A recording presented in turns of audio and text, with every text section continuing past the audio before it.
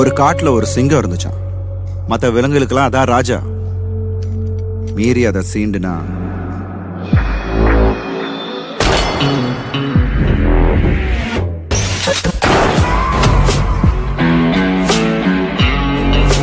அதே காட்டுல ஒரு நரி இருந்துச்சான். அதோட எண்ணங்களையும் செயல்களையும் யாராலையும் புரிஞ்சுக்கவே முடியாதான்.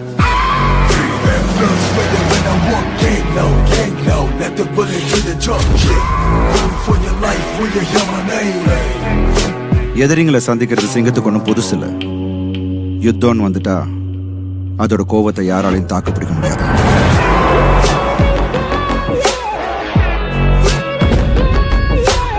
ஆனா ஒரு யுத்தத்துல நரியோட சூழ்ச்சிகளை யாராலையும் யூகிக்கவே முடியாது. கடைசியில எது ஜெயிக்கும்? சிங்கத்தோட பலமா இல்ல நரியோட தந்திரமா?